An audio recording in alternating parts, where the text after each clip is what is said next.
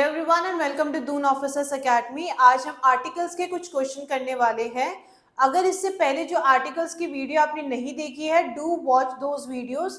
क्यों? क्योंकि उसी के बेसिस पे आज सारे क्वेश्चन सॉल्व होंगे। And before starting the session मैं आप सबको एक बार ऑफलाइन क्लासेस के वापस याद दिलाना चाहूंगी। हर मंडे हम एक फ्रेश बैच स्टार्ट कर रहे हैं जिसमें आपको डिफेंस एग्जामिनेशन के लिए प्रिपेयर करवाया जाएगा। क्योंकि सीट्स लिमिटेड है, इसलिए जितनी जल्दी हो सके उतनी जल्दी आप एनरोल कराइए। एनरोलमेंट के लिए जो नंबर है, रजिस्ट्रेशन नंबर, वो स्क्रीन पर दिए गए हैं। तो शुरू करते हैं आज का सेशन। कुछ क्वेश्चन सॉल्व करेंगे हम बेस्ड ऑन जो हम ऑलरेडी पढ़ चुके हैं। पिछली दो वीडियो में मैं ऑलरेडी एक्सप्लेन कर चुकी हूँ आर्टिकल्स कहाँ पे यूज करोगे और कहाँ पे आर्टिकल्स का इस्तेमाल नहीं करते हम। तो क्वेश्चंस जो है, एक बार जो भी क्वेश्चन दिए गए हैं either you note it down या फिर स्क्रीनशॉट लीजिए, पर एक बार खुद जरूर ट्राई कीजिए टू आंसर द क्वेश्चंस, क्योंकि जब तक आप खुद से एफर्ट नहीं करेंगे तब तक आप क्वेश्चन सॉल्व नहीं कर पाएंगे। तो पहला क्वेश्चन है आपका, the road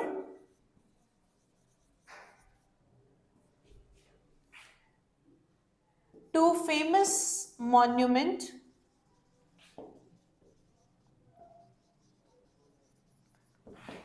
passes through a forest.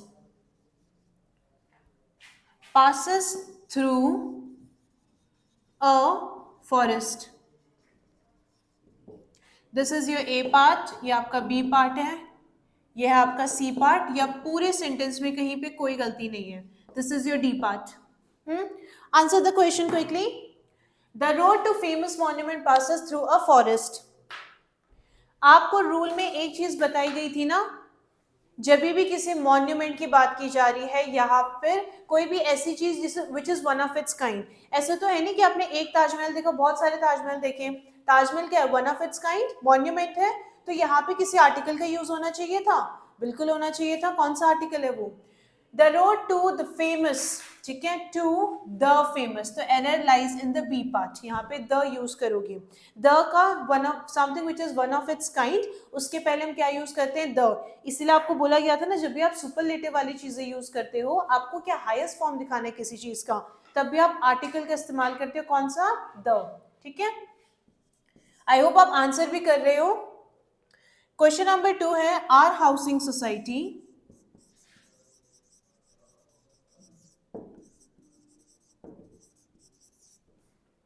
comprises of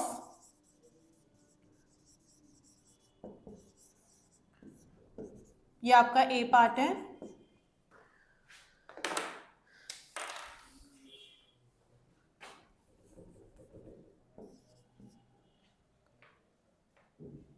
six blocks. Our housing society comprises of 6 blocks. This is your B part. 6 blocks and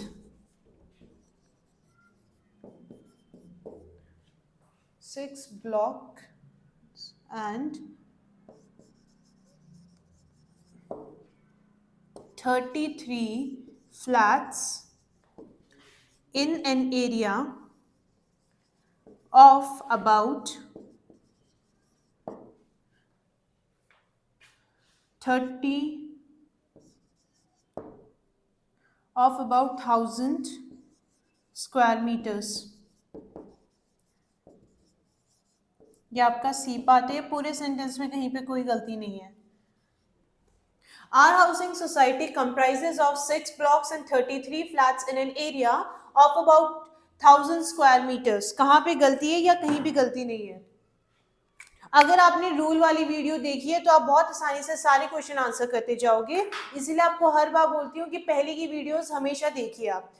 are housing society comprises of, यहाँ पे कोई गलती नहीं है, 6 blocks and 33 flats in an area of about 1,000 square metres. कहाँ पे गलती है? Of about 1,000 square metre. जब भी कोई एक यूनिट रिप्रेजेंट कर रहे हैं हम, ठीक है, 12 mile is a long distance, example था ना।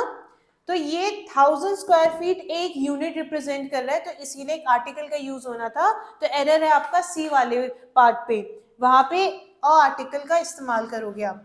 Now come to question number 3. Now that she is living in her own flat, Now that she is living in her own flat, ये है आपका A part. She cleans the windows. She cleans the windows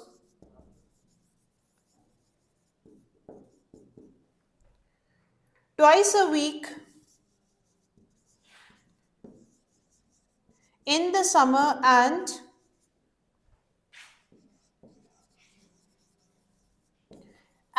once a week in the winter.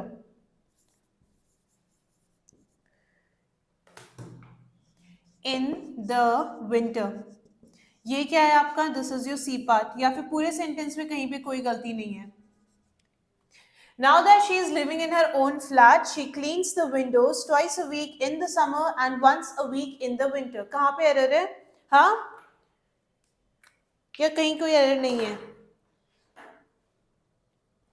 क्या पढ़ा था हमने?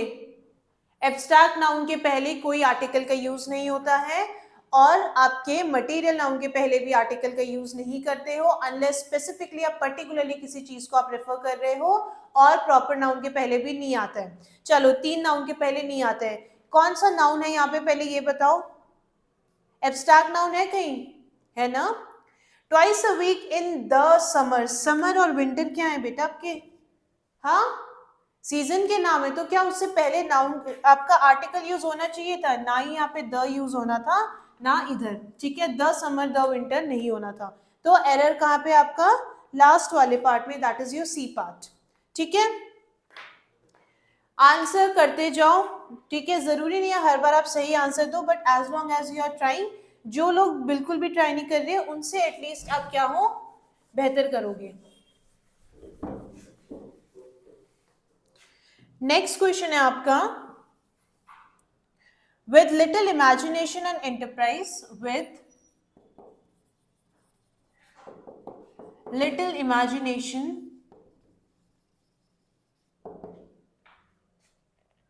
and enterprise,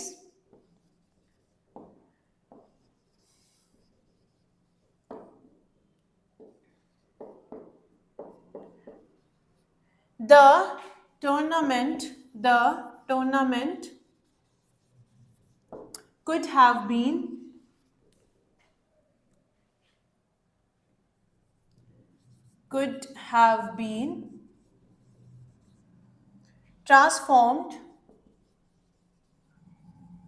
tournament could have been transformed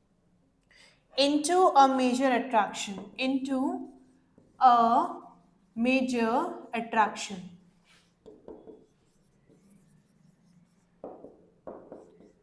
या फिर पूरे सेंटेंस में कहीं पे कोई एरर नहीं है. Read out the statement carefully and then find out whether there is any error or is there no error. कोई एरर है या कुछ भी नहीं है? I hope the question is visible to you all.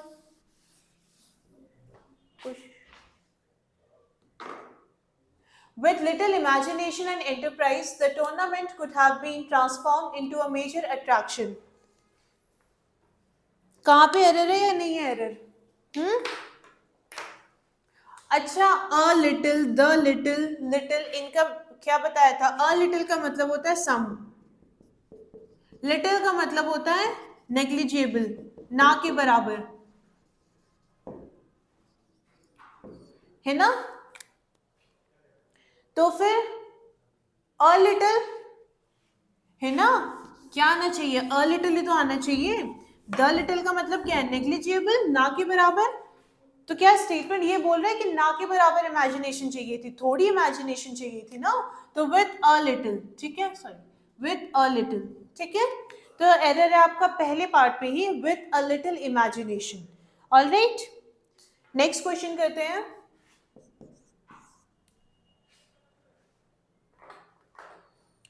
Next question है आपका. These display the remarkable variety. These display, अच्छा ये आपका A पार्ट है. The, this is your B part. Remarkable, remarkable variety, ये आपका सी पार्ट, या फिर पूरे स्टेटमेंट में कहीं पे कोई गलती नहीं है, नो एरर एट ऑल। जरूरी नहीं है हर बार कुछ गलती हो, कई बार स्टेटमेंट जो होता है वो आपका सही भी होता है, राइट। क्या है स्टेटमेंट आपका? These display the remarkable variety, these display, this display the remarkable variety, this display a remarkable, ठीक है। तो एरर है आपका बी पार्ट में, जहां पे द ने अ होना चाहिए था, ठीक है। This display a remarkable variety, ठीक है। अब आते हैं नेक्स्ट क्वेश्चन पे। आंसर करते जाओ, जो भी क्वेश्चन आपको कराया जा रहा है, वीडियो पॉज करनी है आपको, स्क्रीनशॉट लेना है, तब आपको आंसर करना है, completely up to you, but answer आप जरूर कीजिए। नेक्स्ट क्वेश्चन है, if you have faith in Almighty, भगवान के ऊपर अगर आपको विश्वास है,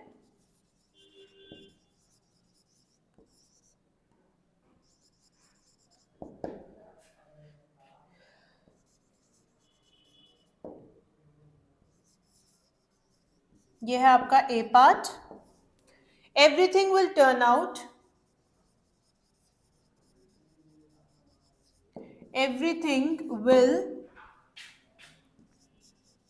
turn out, ये है आपका B part, everything will turn out to be all right, to be all right, ये क्या है आपका सी पार्ट है, या फिर कहीं पे कोई गलती नहीं है। If you have faith in Almighty everything will turn out to be all right, अगर भगवान के ऊपर विश्वास है तो सब चीज क्या होगी, ठीक होगी। इफ यू हैव फेथ, अच्छा इन रह गया है ना, if you have faith in almighty, कहाँ पे एरर है? If you have faith in the almighty, है ना, भगवान के पहले गॉड, द गॉड, ठीक है, द ऑलमाइटी, ठीक है। If you have faith in the Almighty, तब क्या होगा, हर चीज क्या होगी, ठीक होगी। नेक्स्ट क्वेश्चन है,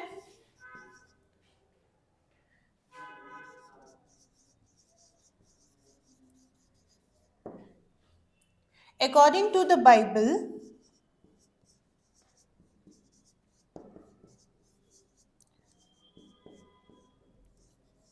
it is meek and humble,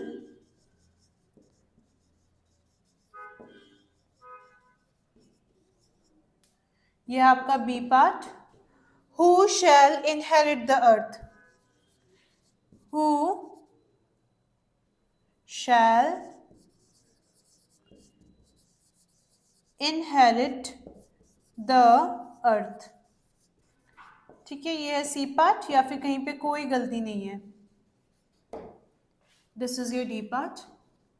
according to the Bible, Bible के अकॉर्डिंग क्या है, it is meek and humble, meek का मतलब क्या होता है, someone who is very modest, humble, है ना, कई बार आप किसी की तारीफ करते हो तो क्या बोलते हो, अरे ऐसा कुछ नहीं है, तो what they are being modest, है ना, कि for them it is very normal.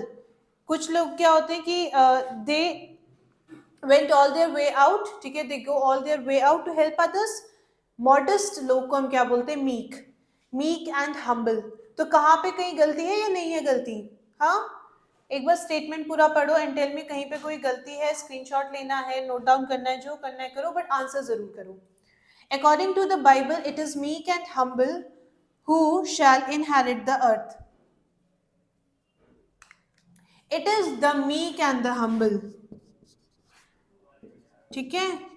Error कहाँ पे आपका, बी पार्ट में, it is the meek and the humble, clear. Next question पे आते हैं। Next question is, I am not wealthy, I am not wealthy, ये आपका A part, so I cannot afford, so I cannot afford, this is your B part, to buy a expensive car, to buy a expensive car. ये है आपका C part, यहाँ फिर कहीं पे कोई गलती नहीं है.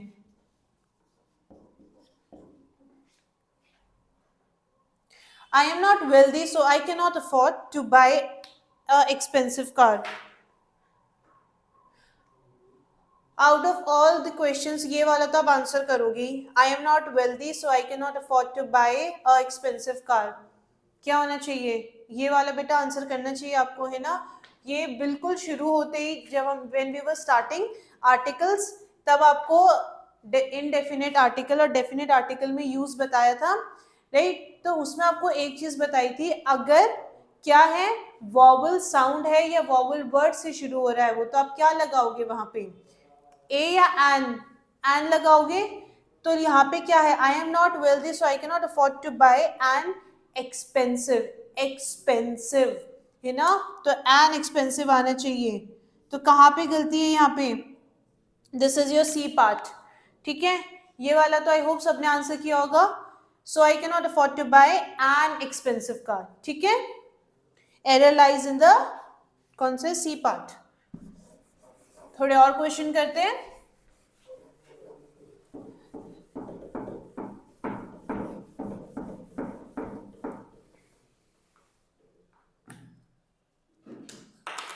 नेक्स्ट क्वेश्चन है आपका, my father is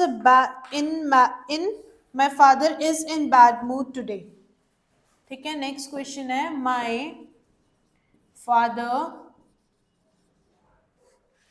is in bad mood. ये क्या आपका बी पार्ट या फिर टुडे, ये है आपका सी पार्ट, या फिर कहीं पे कोई गलती नहीं है. My father is in bad mood today. Sentence पढ़ते ही आपको समझ आ जाएगा कि एरर कहाँ पे है. कहाँ पे एरर,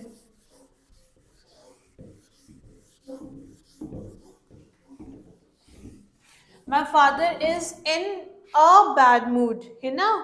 तो कहाँ पे गलती है, यहाँ पे अ आना चाहिए. My father is in a bad. ठीक है, my father is in a bad mood today. ठीक है, अब एक क्वेश्चन और करते हैं, लास्ट क्वेश्चन है ये. On my request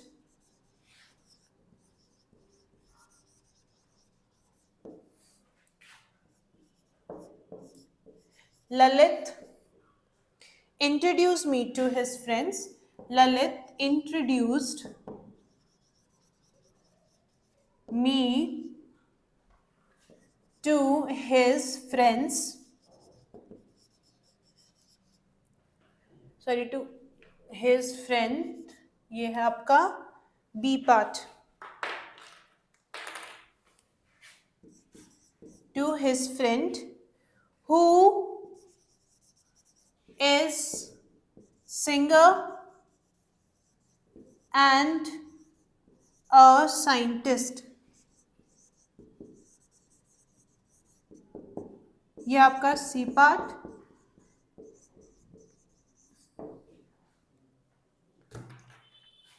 On my request, Lalit introduced me to his friend who is singer and a scientist. कहाँ पे गलती है या कहीं गलती नहीं है, और एल्स नो एरर. ये आपका D part, no error D part. कहीं गलती है या नहीं है. ऑन माई रिक्वेस्ट स्टेटमेंट में कुछ नहीं है. Lalit introduce me to his friend who is a singer and a scientist, है ना. Who is a singer and a scientist, singer भी और क्या है साइंटिस्ट भी है ना. तो ये कुछ क्वेश्चंस किए हमने. आई होप अब आपको चीज़ें बेहतर समझ आई होंगी आर्टिकल से रिलेटेड, और इन केस कोई भी आपके क्वेश्चन आता है तो आप एटलीस्ट एरर जो है वो आप स्पॉट कर पाएं. सो this was all for today. But before leaving मैं आपको ऑफलाइन बैचेस का एक बार वापस याद दिलाना चाहूँगी. अगर आप डिफेंस एग्जामिनेशन के लिए प्रिपेयर कर रहे हैं, if you are a defence aspirant और आप एग्जाम क्लियर करना चाहते हैं, तो डू नॉट ऑफिसर्स एकेडमी जो है वो अपने ऑफलाइन बैच स्टार्ट कर रहे हैं. हर मंडे एक फ्रेश बैच हम स्टार्ट कर रहे हैं. एनरोलमेंट के लिए जो नंबर है, registration numbers are given on the screen, further details आपको डिस्क्रिप्शन बॉक्स में भी मिल जाएगी. So this was all for today. Thank you everyone and have a good day to you all.